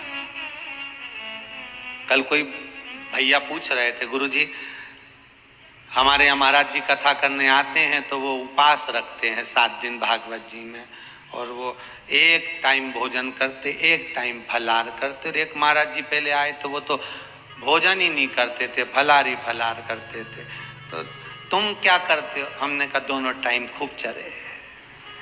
देखा देखी में काम बिगड़ जाता है। कोई सोमवार का व्रत रख दिया, कोई मंगलवार का व्रत रख दिया, और कई नवरात्रे का व्रत रख रहे, हम तो 1 लौंग पे करें, भूखे देखा लेकिन दूसरे दिन कर लिया 1 लौंग पे, और ऐसी पड़ी हॉस्पिटल में कि नाक की भी लौंग बाहर। सब देखना पड़ता है। पहले के जमाने में और आज के जमाने में कितना अंतर आ गया। पहले के समय में लड़की के लिए लड़का ढूंढा जाता था तो कहा जाता था 4-5 काका ससुर ताऊ ससुर होना चाहिए, 8-10 बुआ हो, 6-7 मामा ससुर, 2-4-6 मौसी ने मौसा जी, तब देवर 2-4, तब बेटी को बिहाते थे। आज के जमाने में तो लड़की के लिए लड़का देखें तो देखना जरा डोकरी नहीं हो तो अच्छा, सास नहीं होनी तो सबसे अच्छा, ससुरा अकेला बेचारा वो तो चुप रहेगा, उसका कहीं जाए वो चलेगा, ठीक है। और बस सर्विस वाला होना चाहिए। और लॉकडाउन में मालूम पड़ा कि वह सर्विस वाले से तो अच्छा किराना वाला था रे। लॉकडाउन में मालूम पड़ा कि कम से कम नौकरी वालों को तो निकाल के भेज दिया था। पूरा इंदौर से ऐसा ऑटो में भरा भरा के जा रहा था, तुमने भी देखा होगा है? टीवी में अखबार में सब दूर चल रहा था, लोग ऐसे जा रहे हैं ऑटो में भरा भरा के, ने मोटरसाइकिल ने गाड़ी ने बस ने सब में भरा के जा रहे हैं ढेर सारे। तो कि कहाँ से आ रहे हैं? हम तो मुंबई ने पूना, तो कि अहमदाबाद, तो कि वहां से, कोई कि वहां से, सब दूर से आ रहे हैं। तो तुम काहे को जा रहे हैं? तो कि हमारी नौकरी थी। तो नौकरी थी तो वहां क्यों नहीं रिया? नहीं, अब हम हमारे घर जाके हम तो धंधा पानी से खुलेंगे, सब दुकान मकान डालें, तब जाके कहा। आखिर ढूंढा सर्विस वाला, चॉइस आपकी थी और मिला भी सही, मना नहीं है। पर भगवान से कहना जो मेरे भाग्य में लिखा हो, वो सर्विस वाला हो, धंधे वाला हो, नौकरी वाला हो, कैसा भी हो, पर वो मेरे भाग्य में लिखा हो और मेरे को सुख मेरे भाग्य में लिखा हो। हम दोनों जब रहें तो प्रेम वश रहें। मालूम पड़े तलवार और भाला लेके रोड पे ना मिले, ऐसी। तो शादी का पहला साल पति बोले पत्नी सुने, शादी का दूसरा साल पत्नी बोले पति सुने, और शादी के बाकी के साल पति पत्नी दोनों बोले न मोहल्ला सुने। ऐसा नहीं चाहिए। जन्म मरण परण 3 भगवान के हाथ में है। जहां लिखा होगा वहीं होगा, उसके लिए कोई विचार नहीं करना है हमको। मृत्यु का जब लिख दिया उसने तभी जाना है। उससे पहले अगर तुम सुसाइड कर भी लोगे ना, ये बांध बुंदा के और कुछ खा पी के, या ट्रेन के नीचे या बस के नीचे, कुछ नहीं होना है। अभी भी मंडरा रहे हो, बाद में भी मंडराओगे। बस अंतर इतना है, अभी नीचे मंडरा रहे, उससे ऊपर मंडराओगे। बैकुंठ नहीं जाने वाले, न नरक। प्रेत की योनि में पड़े रहोगे, भटकते रहो। मन में अगर प्लान बना रहे हो तो बिल्कुल छोड़ देना कि मैं तो नहीं मरूं दादा। सियोर वाला महाराज बोला है, मंडराते रहोगे का मतलब इससे तो जीता ही जी मंडरा लो। सही कि गलत है? कभी इधर कभी उधर, काय को मारे, जीते जी भी मंडरा होते मर। तो इसलिए निवेदन है, फालतू का काम तो करना ही नहीं हमने। किसी किसी के साथ ऐसा होता है, माता पिता से झगड़ा कर कर बेटी किसी अन्य वर से विवाह कर लेती है, या बेटा उस कन्या से विवाह कर लेता है। खूब समझाया माता पिता ने, खूब समझाया गुरु ने, खूब समझाया रिश्तेदारों ने, मत कर, पर नहीं माना। किस्मत में लिखा था, कर लिया, और मालूम पड़े 2 साल बाद दोनों अदालत में फिर खड़े। अब हमें को रहना ही नहीं साथ। इस कथा को कई लोग सुनते हैं तो गलत विचार कर लेते हैं कि पार्वती जी ने भी जिद करी थी शंकर जी को पाने की और उनसे विवाह किया था, तो मैं भी जिद करूं। नहीं, पार्वती शंकर को अपना पति बनाना चाहती थी, तुम ये संसार के व्यक्ति को अपना बनाना चाहती हो। उसमें और शंकर में अंतर है, हो समझ लेना जरा अच्छे से। आप रोज प्रातः में उठकर भगवान भोलेनाथ को, आज रोज प्रातः में उठकर भगवान राम को, कृष्ण को, शंकर को, भवानी को, जगदम्बा को, दुर्गा को, आप सवेरे से उठकर भगवान से ये प्रार्थना करा करो कि मुझे प्रिय है वो मत देना, आपको प्रिय हो वो करना। क्योंकि हम बच्चे हैं। अगर बच्चों, और एक बच्चे को आप ले गए टॉफी की दुकान पर, एक बच्चे को ले गए किराने की दुकान पर, और दुकान वाले ने कहा आज मैं बड़ा प्रसन्न हूं, मैं बड़ा प्रसन्न, आज ये बर्नियां रखी हैं टॉफी की, तुम्हारे साथ में जो छोटा बच्चा आया उससे निवेदन है कि इसमें से टॉफी निकाले। छोटा बच्चा कितनी टॉफी निकालेगा? छोटा बच्चा कितनी टॉफी निकालेगा? जितने उसके छोटे छोटे से हाथ में जितनी आएगी उतनी उठा लेगा। और अगर बड़ा कहीं का व्यक्ति होता तो वो इतनी सी टॉफी उठाता? कोई कह दे कि किराना की दुकान में से, ये दुकान में से आप सामान उठा लीजिए, तो वो सबसे पहले तो टॉफी तो उठाता ही नहीं। अगर उठाता तो उसमें से काजू, बादाम, अखरोट, इलायची ने, लौंग ने, सारा केसर ने, इत्र ने, सब काम की सामान उठा के अपना अपना जेब में रख लेता। एक बार एक राजा ने अपने नगर में सूचना कर दी कि जिसको मैं कल दरवाजा बड़ा खोलूंगा, मेन दरवाजा खोल दिया जाएगा, जो जिस चीज को छुएगा उसको वो चीज दे दी जाएगी। अब राजा ने दूसरे दिन दरवाजा खुलवाया, सब दौड़ दौड़ कर गए। किसी ने राजा का हाथी, किसी ने घोड़ा, किसी ने माला, किसी ने कंठी, किसी ने सोना, किसी ने चांदी, किसी ने हीरा, किसी ने बीठी, किसी ने अंगूठी, किसी ने कड़ला, किसी ने महल, किसी ने सिंहासन, जिसको जो पसंद आया सबको स्पर्श कर दिया। राजा ने सबको सब कुछ देने की तैयारी कर ली। एक 14 वर्ष की लड़की, 14 वर्ष की बच्ची राजा के पास जाकर खड़ी हो गई और राजा का हाथ पकड़ लिया उसने। राजा का हाथ पकड़ा तो राजा कहता है तुम मेरा हाथ पकड़ के यहाँ क्यों खड़ी हो बेटा? एक काम करो, इतना सारा सामान है, तुम भी कुछ छीलो, तुम भी कुछ स्पर्श कर लो, जिससे तुम स्पर्श करोगी तो तुम्हें वो वस्तु मिल जाएगी, तुम्हारा बुढ़ापा आराम से निकल जाएगा, तुम्हारी जिंदगी आराम से निकल जाएगी, तुम वस्तु को छुओ। तुम मुझे स्पर्श क्यों करी हो? तुम मेरा हाथ क्यों पकड़ी हो? तुम जाओ और वस्तु का स्पर्श करिए, जाओ और वस्तु को छुओ। वो 14 साल की बच्ची ने राजा से कहा महाराज, अगर हाथी को छूंगी या सोने की माला को पकड़ूंगी या हाथ के कड़े को पकड़ूंगी या पाँव की पायल को पकड़ूंगी या हीरे के मुकुट को पकड़ूंगी तो ये हीरे का मुकुट तो 2, 4, 8 साल में, 10 साल में, 20 साल में, 25 साल में, 15 साल में बेच बेच कर खा जाऊंगी। पर आपका हाथ इसलिए पकड़ रखा है, जब राजा ही मेरा हो जाएगा तो ये वस्तुएं तो खुद मेरी हो जाएगी।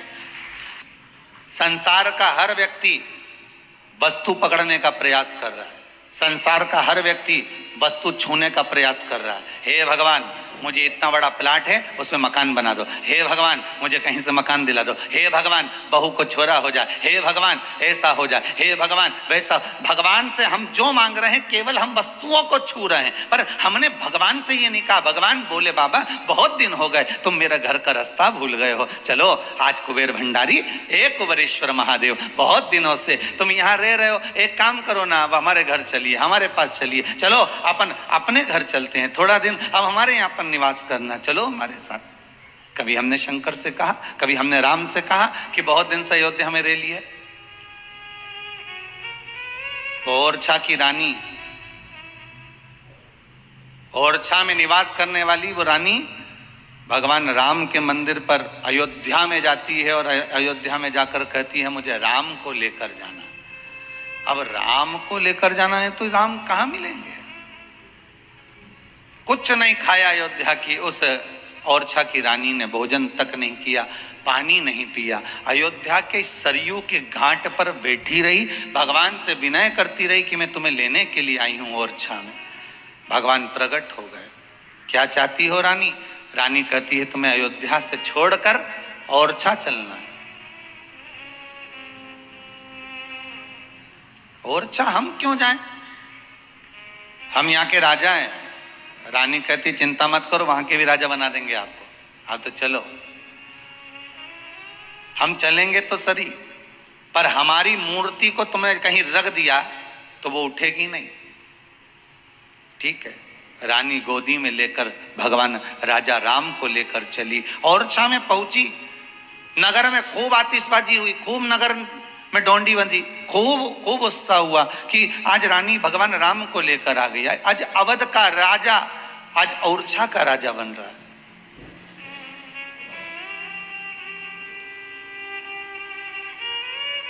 आज अयोध्या के नरेश आज ओरछा के नरेश बन रहे हैं। और रानी लेकर आई, राजा से कहा मेरे को बहुत जल का प्यास लगी है, आप इस राघव जी को गोदी में ले लो। राजा ने गोदी में लेने की जगह उनको सामने एक खिड़की थी, उस खिड़की में विराजमान कर दिया और उसमें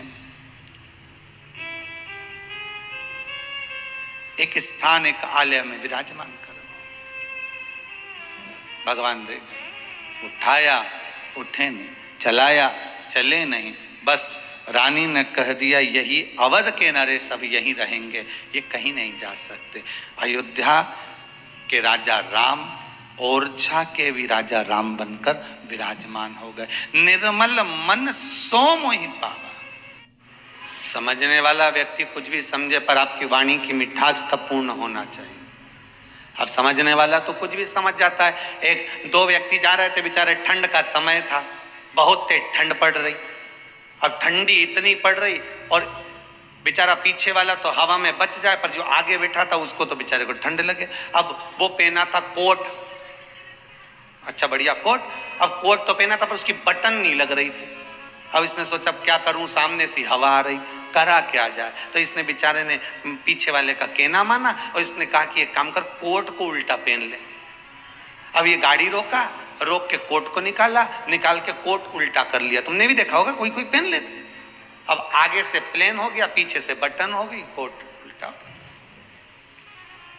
8-10 किलोमीटर चले थे और पत्थर पे गाड़ी चढ़ गई, दोनों नीचे फिका गए। अब दोनों नीचे फिकाए तो कुछ गांव के लोग वहां के मोहल्ले के आ गए। आते से इन्हें उठाया, उठाते से इन्होंने बेचारा जो गाड़ी चला रहा था इसको देखा, देख के सब की सब घबरा गए। बेचारा बताओ, वो पीछे वाला तो ठीक है पर आगे वाले की तो मुंडी बेचारे की उल्टी हो गई।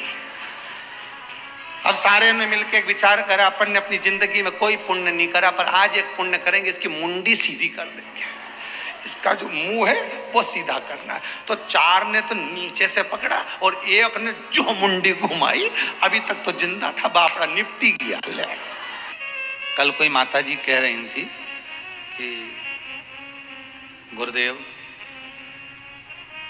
हमने गुरु जी से मंत्र लिया था। अब समझना, ये कथा और ये कथा एक ही, उसको समझ कर जरा दें। हमने गुरु जी से मंत्र लिया था, हमने कहा ठीक है। फिर अब गुरुजी ने इतना बड़ा मंत्र दिया, इतना बड़ा मंत्र दिया कि वो हमको याद करते भी नहीं हो रही है। तो क्या हम दूसरा गुरुजी से मंत्र ले लें क्या? हमने कहा ऐसा तो कहीं लिखा नहीं है कि भाई गुरु तुम 2-4 बना लो। हाँ, दत्तात्रेय भगवान के 24 गुरु का वर्णन है। नहीं, हमने तो एक महाराज जी से पूछा था, उन्होंने कह दिया था कि पीपल का पत्ता पे वो गुरु जी का नाम लिख लो, उसके पानी में छोड़ दो, गुरु मंत्र गया। कहा ऐसा कैसे गया भाई? ऐसे तो तुम गुरुजी को उठा के पानी में छोड़ दो, गुरुजी गया। ऐसे कहने से तुम्हें किसने अकल दी है, बुद्धि कि पीपल का पत्ता पे न गुरुजी का मंत्र लिख लो, ने नाम लिख लो, ने वो के पानी में बहता पानी में छोड़ दो, ने मंत्र गया। तो समझ लो बस दूसरा गुरुजी का मंत्र ले लो। हमने कहा इतना बड़ा मंत्र है, ठीक है, जो गुरु ने दिया गुरुजी के पास जाओ और उनसे निवेदन करो कि हमको छोटा मंत्र दे दो, गुरुजी छोटा दे दे। गुरुजी हरतालिका तीज का व्रत इतना भारी होता है, करवा चौथ का व्रत इतना भारी होता है, तीज का व्रत इतना भारी होता है कि हम कुछ भी नहीं खाते, यहाँ तक कि मुख में जल भी आता है ना तो उसको भी हम निगल नहीं सकते। और शास्त्र कहता है कि हरतालिका तीज का उद्यापन तो पहले होता ही नहीं, एकादशी का तो हो जाता है, पर हरतालिका तीज का जो व्रत है इसका उद्यापन तो ना तो पहले होए और इसका उद्यापन ना 13 वर्ष के पहले होए। इसका उद्यापन तो जब तक कन्या हो, चाहे स्त्री हो, चाहे नारी हो, चाहे पुरुष हो, हरतालिका तीज का अगर उसको उद्यापन करना है तो 13 वर्ष तक तो आपको व्रत करना ही पड़ेगा, उसके बाद ही इसका उद्यापन होता है। पर यदि आप उद्यापन कर रहे हो और आपका मन है कि मुझे उद्यापन करना ही है, तो 13 वर्ष तक जिस भाव से आप भगवान का व्रत कर रहे हो, साधना कर रहे हो, स्मरण कर रहे हो, उसी भाव से आप उसको करें। हरतालिका तीज का पूजन व्रत कुंवारी कन्या कर सकती है, शादी होने के बाद भी नारी कर सकती है, अंतिम अवस्था तक प्राण छूटे तब तक हरतालिका तीज का व्रत नहीं छोड़ना चाहिए। एक व्रत हमेशा याद रखो, एक एकादशी और एक हरतालिका। हाँ, इतना जरूर है, ज्यादा शरीर बेकार हो गया, बुढ़ापा आ गया, शरीर नहीं साथ दे रहा, तो कुछ फल खा लो, कुछ चाय, दूध, जूस आप लेकर कर लो। इतना भी नहीं बने, शरीर बहुत ही बेकार हो गया, तो आप एक समय फल का फलहार धारण कर लो, ठीक है। पर हरतालिका व्रत करने वाली माताएं भले उद्यापन कर दे तो उस व्रत को थोड़ा हल्का कर लो। उद्यापन करा मतलब तुमने व्रत को हल्का कर लिया, थोड़ा हल्का कर सकते। हरतालिका तीज का जो व्रत का उद्यापन करते हैं उसमें 5 चीज रखते हैं ना, 5 कपड़े स्त्री के, 5 कपड़े पुरुष के, 5 तरह का अनाज, 5 तरह का फलहार, 5 तरह का फल। तो 5 तरह का जो फल रखाता है हरतालिका तीज के उद्यापन में, दुनिया के लोग उस 5 तरह के फल को केला गिन ले, पपीता गिन ले, मौसम्बी गिन ले और अनार गिन ले, संतरा गिन ले, सब कुछ गिन लेते हैं, पर उस 5 तरह के फल में धतूरे को नहीं गिनते। पर शिव कथा में वर्णन आता है, हरतालिका तीज के उद्यापन में लिखा हुआ है सबसे पहले 5 फल अगर गिनना है तो उसमें पहले धतूरे को गिनो, क्योंकि शंकर को वो प्रिय होता है, शंकर उसको स्वीकार कर लेता है। और धतूरा शंकर भगवान को क्यों चढ़ाया जाता है उसका प्रसंग आपको पहले भी कहा, आज फिर कहते हैं। धतूरा जब हम भगवान शंकर को समर्पित करते हैं तो हमारा कोई कार्य अटक रहा होता है, जिस कार्य को बार बार एग्जाम में बैठ रहे हो, बार बार परेशान हो रहा है, बार बार इंटरव्यू देने जा रहे हो, नहीं हो रहा, एक बार धतूरे को हृदय से, भगवान को प्रेम से, करुणा सागर मेरे शंकर को दिल से एक बार वो धतूरा भगवान से विनती कर कर उसको चढ़ाओ तो सही, भगवान तुम्हारा कार्य सफल कर देगा। पर दिल से चढ़ाना, हृदय से, मन से, चित्तवृत्ति, इस मन के अनुसार शंकर को समर्पित करिए हृदय से। उसमें सबसे ज्यादा जरूरी है हरतालिका तीज का पूजन अगर आप कर रहे हो और हरतालिका तीज का अगर आप स्मरण कर रहे हो तो उसमें सबसे ज्यादा अगर कोई जरूरी है तो शंकर भगवान जहां विराजमान होते हैं उनके ऊपर उनकी 5 कन्याओं का होना जरूरी है। मतलब ऊपर फुलेरा बंधना जरूरी। फुलेरा का मतलब जानते हो, एक शंकर भगवान नीचे विराजमान है और ऊपर जो जलाधारी बनती है ना, तो जलाधारी की जगह पर शंकर भगवान की हरतालिका तीज के दिन जब नारियां पूजन करती हैं, माताएं पूजन करती हैं, कन्याएं पूजन करती हैं, तो उस पर जलाधारी की जगह फुलेरा बनता है, मतलब फूल की मालाएं उसमें लटका दी जाती है। अब कितनी माला लटकाना चाहिए, प्रयास करना चाहिए कम से कम 5 माला उसमें होना जरूरी है, और 5 से ज्यादा भी लटकाओगे चलेगा, पर 5 से कम नहीं होना चाहिए। तो ऐसा बेटियों का तो आप ज्यादा लटकाओगे चले जाएगा, पर कम नहीं। जैसे हरतालिका तीज का जो उद्यापन होता है, उद्यापन में एक सबसे मुख्य चीज क्या होती है कि जो भी आप वस्तु दान दे रहे हैं, जो भी आप वस्तु समर्पित कर रहे हैं, हरतालिका तीज के उद्यापन में जो भी सामग्री आप दे रहे हैं वो 5 होना चाहिए। हरतालिका तीज का पूजन करो और मन में सोचो कि बताओ इतना बड़ा व्रत 13 साल तक करना है, उसके बाद उद्यापन करना है। उद्यापन करने के बाद क्या कर सकते हैं, तो कि व्रत तो बड़ा है, पर उद्यापन करने के बाद एक काम कर सकते हो कि फिर आप कुछ थोड़ा बहुत जो भी चाय वगैरह है, दूध प्रसाद है, कोई फल फ्रूट है, नहीं बनता शरीर से, कर सकते हो, ले सकते हो। हरतालिका तीज की पूजन करने वाले को चाहिए कि बालू का, मिट्टी का शिवलिंग बनाना चाहिए। फुलेरा जो बनाया गया है ऊपर शंकर जी के ऊपर लटकाने के लिए, टांगने के लिए, उसके नीचे शिव, पार्वती, गणेश जी की सुंदर बालू की मूर्ति बना लेना चाहिए। पार्थिव लिंग का निर्माण कर लेना चाहिए। सबसे पहली पूजन हरतालिका तीज की प्रदोष काल के अंतर्गत हो जाना चाहिए, शाम के समय पर। प्रयास करा करो प्रदोष काल के समय पर पहली पूजन हो जाए तो ज़्यादा अच्छा। पर लोगों की आदत रहती है कि 8 बजे तक, 8:30 बजे तक, 9 बजे तक पहली पूजन करें, फिर दूसरी आराम से, फिर तीसरी, फिर आराम से, फिर चौथी। तो ऐसा सब अपने अपने हिसाब से। पर शास्त्र रीति कहती है कि प्रदोष का जो समय होता है, प्रदोष काल जो होता है, शाम का जो समय होता है, उस समय पर हरतालिका तीज की पहली पूजन हो, जिससे आपका स्मरण चित्त शंकर भगवान में उस घड़ी, उस पल, उस क्षण में आप शिव के हो जाएं और शंकर आपका हो जाए। हाँ, अगर किसी के आने में देरी हो, कोई आ नहीं पा रहा है, बहुत देरी हो रही हो, तो हरतालिका पूजन व्रत वर्णन करता है कि शिवलिंग का निर्माण, पार्वती जी की मूर्ति का निर्माण, गणेश जी का निर्माण और फुलेरा जो बनाया हुआ है, ये प्रदोष काल के पहले बनकर तैयार हो जाना चाहिए। प्रदोष काल के अंतर्गत फुलेरा नहीं बनना, फुलेरा पहले बन जाना चाहिए। और बहुत विशेष बात ध्यान रखिए हरतालिका तीज की, कि शंकर जी का जो आपने स्वरूप बनाया है, पाटे में, थाली में, चौकी पर, चौरंग पर जो स्वरूप बनाया है, वो पहले नहीं रखना है। पहले क्या बांधना है? फुलेरा। पहले फुलेरा बांधिए, उसके बाद उसके नीचे शंकर जी को रखिए। कई घरों में पहले शंकर जी रख देते हैं, फिर निशाना मिला के कि पंखे से मिले के फिर फुलेरा।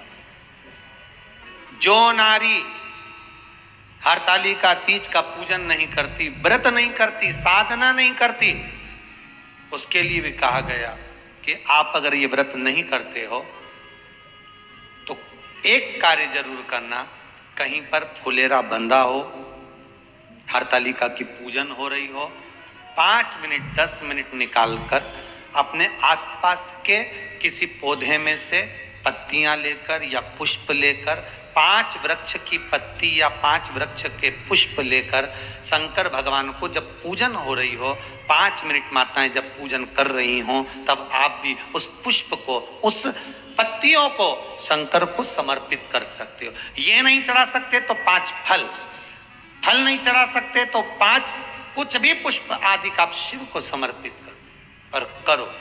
अब कई लोग कहते हैं हम व्रत नहीं रखते तो भी चढ़ा सकते, बिल्कुल। हरतालिका तीज का पूजन, शंकर की आराधना तुम्हारे मोहल्ले में, तुम्हारी कॉलोनी में, तुम्हारी सोसाइटी में कहीं तो होती होगी। जितने लोग आस्था पर सुन रहे हो, कोई तो तुम्हारे यहाँ करता होगा। 5 मिनट उसको कह दो कल हरतालिका पूजन कब है, तो वो बोलेंगे इतनी तारीख को। अच्छा, अब हमको सूचना दे देना, हमको थोड़ा सा भगवान को प्रणाम करना है, नमन करना है, उनको दंडवत करना है, उनको साष्टांग करना है। क्यों चढ़ाया जाता है, किस लिए चढ़ाना चाहिए? तो कहा कन्या स्त्री अगर मान लो हरतालिका का व्रत नहीं करती, पूजन नहीं करती, आराधना नहीं करती, तो वो कन्या, वो नारी, वो स्त्री, वो पुरुष कार्य तो बहुत करेगा, दुकान भी 4 चलाएगा, व्यापार भी बढ़ाएगा, पर संपदा को जोड़ नहीं पाएगा। 1 रुपए कमाएगा, 1.25 रुपए खर्च वाला काम चलेगा। हस्त नक्षत्र में जो तृतीया पड़ती है, हस्त नक्षत्र के अंतर्गत जो तृतीया का महत्व कहा गया है वो संपदा को बढ़ाती है, मनोकामना को पूर्ण करती है। इसलिए कहा गया हस्त नक्षत्र। केवल सारे व्रतों में एक व्रत ऐसा होता है, हरतालिका तीज का व्रत, जिसमें लिखा होता है हस्त नक्षत्र की तृतीया। क्यों? क्योंकि हस्त नक्षत्र के अंतर्गत जो तृतीया आती है वो मनोकामना को पूर्ण कर कर चली जाती है। इसलिए शिव की आराधना के लिए प्रथम माता, जब माताएं पूजन करती है तो रात्रि भर जागरण भी करती है ना, तो रात भर ढोलक पीट पीट के तो भजन गाती है। तांबा का हंडा तातो दरो पानी नीनाए बोलना कि जब हरतालिका का पूजन होता है ना तो भगवान के ऊपर माताएं खूब सामान चढ़ाती, खूब सामान है, और थाली भर भर के लाती। ने मक्का भी लिया, ने भुट्टा लिया, ने ककड़ी लिया, ने नारियल, सब धरती जाए। शंकर और पार्वती नीचे दबे, नीचे शिव पार्वती बड़े दबे, ऊपर से फुलेरा बंधा, इधर दिया लगा, अगरबत्ती लगाई, और चारों तरफ से माताएं घेर के बैठी। शंकर जी भगे कहां से? चारों तरफ से घेर के बैठी, और जो भगवान की पूजन करने में लगी, भगवान भी मन से अंदर विराजमान हुए। शंकर पार्वती दोनों बात करते रहते हैं। पार्वती जी शिव जी से कहती हैं पूरी ककड़ी मेरे ऊपर धर दी है। शंकर भगवान बोले चिंता मत कर, अब तो सुबह 4 बजे उठेगी, बैठी रहे। अब जब ये ठंडा करने जाएगी ना विसर्जन करने, तभी हटेगा। कल कोई माताएं कह रही थी गुरुजी हरतालिका तीज पे मान लो हम कीर्तन नहीं करें और कथा सुने आपकी शिव पुराण की, तो कौन ने मना करा? बड़ा बड़ा प्रोजेक्टर लगा लो, कौन मना करेगा? बड़ी टीवी लगा लो और लगा लो शिव महापुराण की कथा, और जब पूजन करना है उस समय टीवी को बंद कर दो, आरती करो, पूजन करो, फिर चालू कर दो, सुनो कथा, कौन मना कर रहा है? रात्रि को हरतालिका तीज के दिन अपने अपने जितनी माताएं इकट्ठी हो, मन नहीं लगे कथा में मन लगाओ, उतनी देर शंकर की शिव महापुराण की कथा निकालो। कि व्रत कथा सुनना है कि गणेश कथा सुनना है, शिव महापुराण की कथा लगा के बैठ गए। जो चालू हुई तो थोड़ी थोड़ी देर में तुम कहीं चले भी गए, वापिस आओगे तो कम से कम 2-3 घंटा तुम्हारी कथा में मन लग तो जाएगा, और शंकर की कथा में मन लग जाए, जीवन का सबसे बड़ा आनंद है। और मान लो गुरुदेव हमारी कॉलोनी में, हमारी सोसाइटी में, हमारे मोहल्ले में कहीं हरतालिका व्रत हो ही नहीं रहा हो, कहीं फुलेरा बंधा ही नहीं हो, तो शंकर जी के जितने मंदिर होते हैं कहीं ना कहीं तो फुलेरा बनता होगा शिव जी के ऊपर, तो वहां जाकर भी आप समर्पित कर सकते हो। पर प्रयास करना कि उस दिन शिव जी के ऊपर फुलेरा होना चाहिए, जलाधारी नहीं। व्रत टूटता कब है? व्रत आपने करा, अचानक कब टूट गया? जब कोई अपना पोता पोती नाती रिश्तेदार आया, लो दादी मुंह में, तुरंत उसने एक टॉफी देखे चले गया, तुम्हें ध्यान ही नहीं रहा आज तुम्हारी एकादशी थी। जब मुंडा में टॉफी चली गई तब याद आई एकादशी थी। अब छोरा ने खिला दी, मैं कहीं करूं, अभी गई भी सरी मुंडा में लेके कुल्ला भी करके आई, पानी भी सब ढोल की आई, पर अब वो अपने ही था, प्रियता था, इसने ही था, टॉफी चली गई। दूल्हे को हमारे यहाँ कहते हैं बना, दुल्हन को कहते हैं बनी। दोनों में ही नहीं बने तो समझ लेना काय का बना और काय की बनी। दोनों में बने तो समझ लो बना और बनी, नहीं तो इसका कोई मतलब, इसका कोई महत्व नहीं। आज का दूल्हा घोड़ी पे बैठ के जाए, रथ पे बैठ के जाए, वो नंदी पे बैठ के गया। जरा अंदाजा लगाइए दिमाग में, बुद्धि में, कि बारात पार्वती जी की कितनी जोरदार निकली। दूल्हा बैठा नंदी पे, नंदी पे भी बैठा तो सीधा नहीं बैठा, औंधा बैठा, उल्टा। नंदी का मुंह इधर, शिव जी का मुंह उधर। किसी ने पूछ लिया तुम सीधे क्यों नहीं बैठ रहे? शंकर भगवान बोले आगे से नंदी देखेगा बारात, पीछे से हम देखेंगे, गड़बड़ तो नहीं हो रही, इसलिए हम उल्टे बैठे। अच्छे अच्छे ब्यूटी पार्लर वालों को सूचना दी गई कि इनके केस सुलझाओ।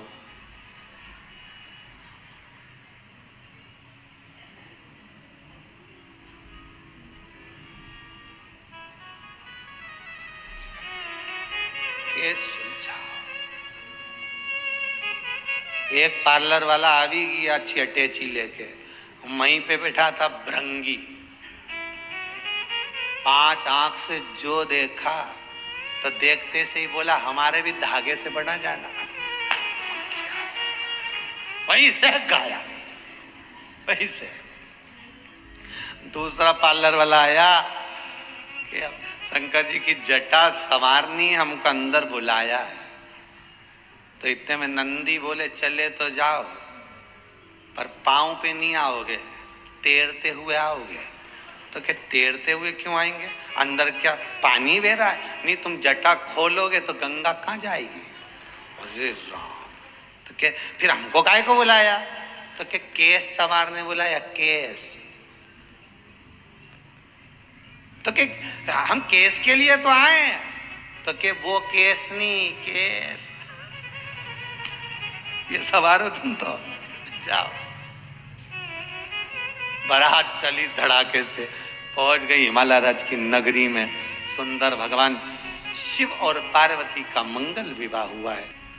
किसी रिश्तेदार से मिलने जाते हो अपनी समस्या के लिए, अपने दुख के लिए, अपनी तकलीफ के लिए, तो विश्वास लेकर जाते हो कि नहीं जाते कि वहां से तो मेरी मौसी का छोरा है, खूब पैसा उसके पास में, अगर मैं कहूंगी ना एक बार उससे जाके कि मुझे 20,000 रुपए की जरूरत है, वो दे देगा, विश्वास है मुझे उस पे। अब इतनी अकड़ के गई, खजूर वाली चोटी भी कर गई, जोरदार जूड़ा वूड़ा लगा के और जोरदार तैयार हो हुआ के, और जैसे ही गई और वहां जाके बैठी, और बैठने पर अब वही मौसी का लड़का, और उससे कहा कैसी आई थी जीजी? बस क्या बताऊं, इतनी परेशान चल रही हूँ, इतनी परेशान चल रही हूँ कि बच्चों की फीस तक जमा नहीं कर पा रही हूँ, और ऐसा हो गया और वैसा हो गया। अब वो तो दुख है, रही जिंदगी है दुख की, वो तो आना जाना लगा रहता है, पर थोड़ा संघर्ष करो, थोड़ा सा झेलना तो पड़ेगा, संघर्ष तो करना पड़ेगा। वो मासी का छोरा कह रिया कि झेलना तो पड़ेगा।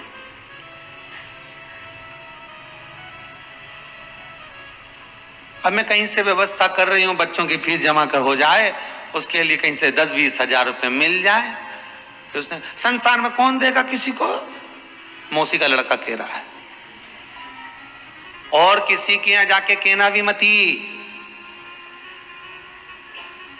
बोल। इसलिए तो मैं कहीं नहीं गई भैया, तेरे पास में आई हूं। तू मेरी मासी का छोरा है, खूब अच्छा तेरा कमाई धंधा पानी चल रहा है, बच्चों के 20,000 रुपए फीस के जमा करना। तू पहले बोल देती मेरे को फोन लगा के, मैं तेरे को भेज देता, पर अभी कली सारा की सारा घर का बीन के और एक मकान ले लिया। अच्छा, कुछ नहीं बिल्कुल। अब तो इतना विश्वास लेकर, इतना भरोसा रखकर, इतना विश्वास रखकर, इतनी अकड़ कर तो मौसी के छोरे के यहाँ गई थी। ऐसी अकड़ कर, ऐसी विश्वास लेकर, वही खजूर वाली चोटी कर कर दमदारी से मेरे देव अधिदेव महादेव के पास जाती तो कुछ तो निर्णय दे देता हूं। किसी ने एक प्रश्न किया था, हम गुरु पूर्णिमा पे गुरु मंत्र नहीं ले पाए और हमारा कोई गुरु नहीं है और हमारी अवस्था हो गई 72 साल की, अब बताओ हम मर गए तो हमें गुरु मंत्र चाहिए, हमें गुरु मंत्र दो।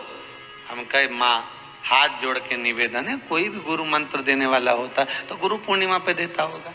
हर कभी रोज रोज पूरण पोली बना के खाओ, रोज रोज भजिया बना के खाओ, रोज रोज गुलाब जामुन बना के खाओ, रोज रोज तुम प्रतिदिन बाजार से एक केक खरीद के लाओ और चाकू से काट काट के खाओ, ने हैप्पी बर्थडे ने टू यू, तो वो केक खाने में मजा आए क्या? अरे बोलो तो जम के। होली का गाना, होली का गीत, होली के गीत तुम बाकी के समय पर सुन के बताओ, अच्छे नहीं लगेंगे, पर होली का जब समय आएगा तो होली के गीत अच्छे लगेंगे। राखी का समय आएगा तो भैया मेरे राखी का बंधन के निभाजे तो गीत अच्छा लगे, और जैसी राखी समाप्त हुई तो कोई गीत अच्छा लगे। जन्माष्टमी आई तो भगवान कृष्ण के जन्म के गीत अच्छे लगते हैं, रामनवमी आई तो राम जी के जन्मोत्सव के गीत अच्छे लगते हैं, दिवाली आई तो दिवाली की आतिशबाजी अच्छी लगती है। समय होता है हर चीज का, गुरु मंत्र का भी एक समय, एक वृक्ष पर जो फल लगे हैं वो भी एक समय पर पनपते हैं, एक समय पर फलित होते हैं। अरे राशन की दुकान पे राशन लेने जाओ, कंट्रोल की दुकान पे से चावल और गेहूं लेने जाओ, परमिट दिखाओ, उसके बाद भी वो के टाइम पे आना, 10 बजे से 5 बजे तक खुले हो और रविवार के बंद रहे। ध्यान रखना, समय पे आएगा तो दूंगा। उसी तरह गुरु मंत्र का भी एक समय होता है, तो मंत्र चाहिए। तो हम क्या करें? और आप कहो कि गुरु मंत्र मिले गुरु पूर्णिमा पे, और अगर हम बीच में निपट गए तो, और बिना गुरु मंत्र के ऊपर चले गए तो दोष नहीं लगेगा? तो हमने कहा लगेगा तो सही। तो किसको लगेगा? तो हमने कहा आपको ही लगेगा। तो क्या हमको काय को लगेगा? हम तो आपके सामने खड़े हैं कि गुरु मंत्र चाहिए और आप बोले कि गुरु मंत्र नहीं दें भैया, और दोष किसको लगेगा? तुमने कहा आपको लगेगा। 72 साल की हो गई तो अभी तक बताते ना गुरु नहीं बनाया। गुरु जी पूछो ही मती तुम तो मेरी। हमारा पति कभी भजन में नहीं जाने दे, कीर्तन में नहीं जाने दे। तुमने कहा भजन गाने का मना करता है क्या? अब क्या बताएं, हम वो नहीं गान दे न जान दे तो भजन से क्या तकलीफ उसको? आया है क्या? हाँ आया, बुला जरा बुला उसको। तो आया, क्यों भाई तेरे को भजन से क्या तकलीफ है, क्या दिक्कत?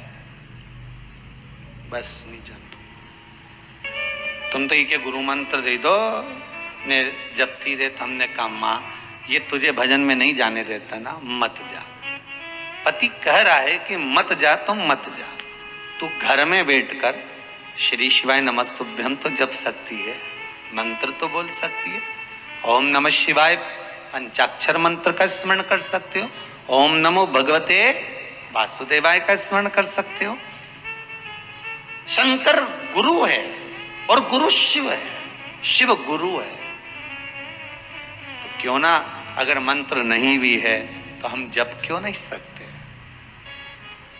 अरे भगवान कृष्ण जिस समय पर पांडव जुआ खेलने के लिए जा रहे थे, चौसर खेलने के लिए, सबसे आगे मेरे कृष्ण चल रहे थे। युधिष्ठिर जी ने अर्जुन से कहा भगवान जा रहे हैं आगे आगे, अच्छा लगेगा इनके सामने जुआ खेलेंगे, क्या करें? कह दो भगवान से कि आप अंदर मत जाना। तो हाथ जोड़कर अर्जुन ने कह दिया प्रभु कहां जा रहे हो इतनी जल्दी जल्दी? भगवान बोले अब तुम लोग जा रहे हो ना सबकी सब जुआ खेलने, तो मैं तुम्हें देखता रहूंगा, तुम्हारा इंतजार करूंगा, हो वहां पर तुम्हारे चौसर खेलने की जगह पे मैं बैठूंगा। प्रभु आप अंदर नहीं आओगे, आपके सामने हम गलत काम नहीं कर सकते।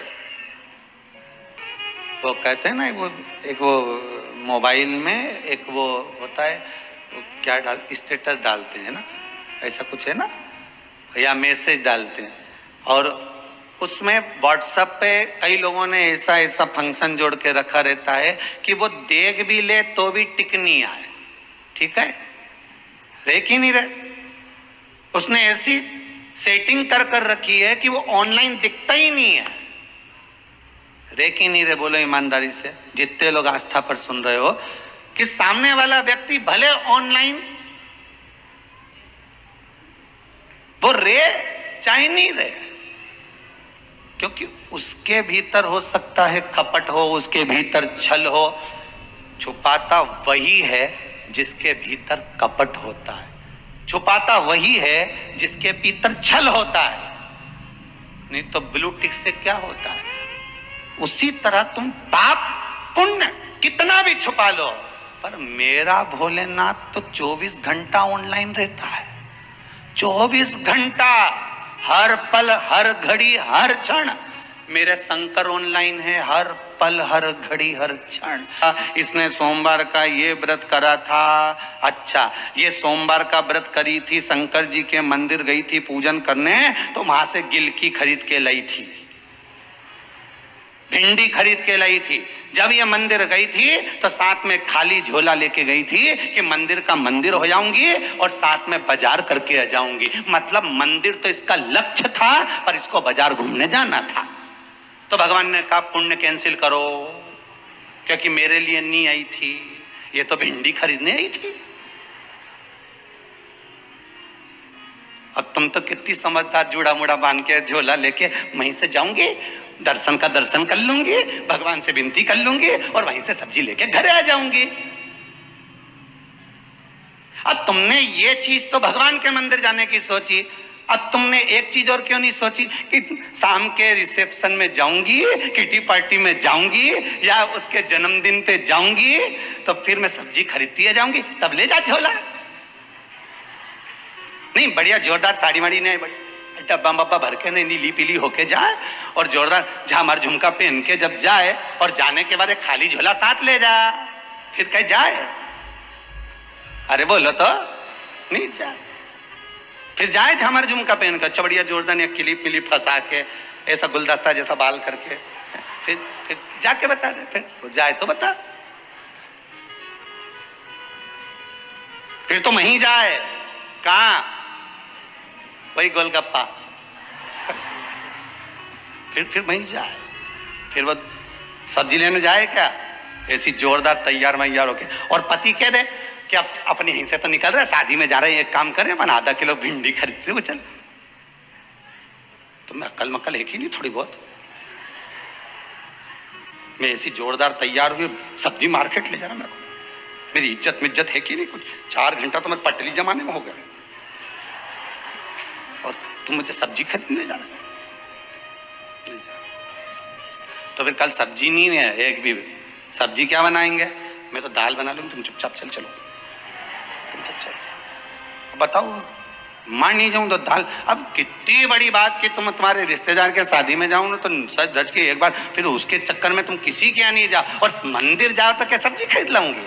आती आती दूध की थैली ले आऊंगी, आती आती आधा किलो में बेसन ले आऊंगी। मतलब भगवान के यहाँ जा रही है तो बहाने बना के जाए भगवान के। अरे मेरी हो करा, शंकर भगवान के मंदिर में श्रीफल क्यों नहीं फूटता? शंकर जी के मंदिर में नारियल क्यों नहीं फोड़ा जाता? क्योंकि शंकर को अधूरा नहीं चाहिए, शंकर को पूर्ण चाहिए। चावल भी देना तो एक दाना देना, भले आखा देना पर टूटा मत देना। बेलपत्री देना एक देना पर खंडित मत देना। फूल देना एक देना पर मुरझाया मत देना। फल देना एक देना पर बेकार मत देना। मिठाई देना एक देना पर बेकार मत देना। भगवान कहते हैं मुझे जो दे वो पूर्ण देना। इसलिए शंकर जी के मंदिर में नारियल नहीं फूटता, क्योंकि उनको पूर्ण चाहिए, उनको पूरा चाहिए। पर हम भगवान शंकर के मंदिर में जाते हैं, अधूरे जाते हैं। जाती जाती सब्जी खरीद लूंगी, मतलब आधा पुण्य आधा पाप। जल्दी जल्दी में ये काम कर लूंगी, मतलब मंदिर तो जा ही रही हूं, साथ में ये काम करते हुए चले जाऊं। कुछ नहीं मिलेगा भेरू सिंह, लिख के रख ले, कहीं नहीं मिले रे भेरू, कहीं नहीं मिले। हिसाब लगा कर रखी है, कहां से प्राप्त होगा? और हिसाब लगाया मैंने तो इतना पुण्य करा। अरे भले तुम कितना भी छुपा के रख लो, पर वो तो पूरा ऑनलाइन है रे, एक एक चीज का हिसाब रखेगा। तुम्हारी ब्लू टिक से क्या होगा? सोमवार के दिन जन्माष्टमी है और उसी दिन हमारा पशुपतिनाथ का आखिरी व्रत है। हम तो बीच में अटक गए। एक मौसी जी तुम्हारी रोज रोज आए, हर हफ्ता आ जाए, और एक मामा जी तुम्हारा साल भर में एक बार आए। अब हिसाब तुम बताओ कि सबसे ज्यादा सम्मान तुम वह मौसी जी के दोगे कि वो मामा जी इतना दिन के बाद आया है उसके? अब जम के बोल दो जरा, मामा जी के दोगे ना कि इतना समय के बाद आया। तो पशुपति व्रत तो तुम 4 पहले से कर रही हो, 3 पहले से कर रही हो, तो एक काम करो, ये जो मामा जी आई है नहीं, ठीक है, समझ गए ना उत्तम है कि और आगे समझा नहीं। हाँ, जैसे तो तुम सब समझदार हो रहे, कथा सुन सुन के समझदार हो गए, इतना तो कथा तुम ही बाँच लो है? बस समझ जाओ उत्तम है कि पशुपति व्रत 5 करना है। मान लो बीच में रजस वाला धर्म आ जाता है कभी कभी, तो आगे बढ़ता है कि नहीं बढ़ता? व्रत बढ़ता है ना। तो पशुपति व्रत का मतलब यह है कि आप शंकर के पूर्ण हो या फिर कृष्ण के पूर्ण हो। आप जन्माष्टमी का व्रत करना है, भगवान आए हैं, जन्माष्टमी का व्रत कर रहे हो तो पूर्ण तरह से जन्माष्टमी का व्रत करो। सोमवार पशुपति व्रत अगले सोमवार कर लूंगी, बाबा कराएगा। हो सकता है जिस कामना से तुम पशुपति व्रत उठाई थी वो कामना पूरी होने में थोड़ा समय लग रहा होगा, तो भगवान ने कहा थोड़ा रुक जा, एक व्रत और आगे बढ़ा ले। ये भगवान करा रहा है, नहीं तो भगवान को क्या पड़ी थी नहीं सोमवार के जन्माष्टमी कराने की? व्रत करो तो श्रेष्ठता से करो, पूर्ण समर्पित होकर। शंकर भगवान को पूरा नारियल चढ़ता है, टूटा हुआ नहीं, फूटा हुआ नहीं, पूर्ण चढ़ता है शंकर भगवान को कि पूर्ण दिया, अधूरा नहीं। फल भी दिया तो पूर्ण दिया, अधूरा नहीं। शिव को फल भी टुकड़े होकर नहीं चढ़ते, शंकर को पूर्ण फल चढ़ता है।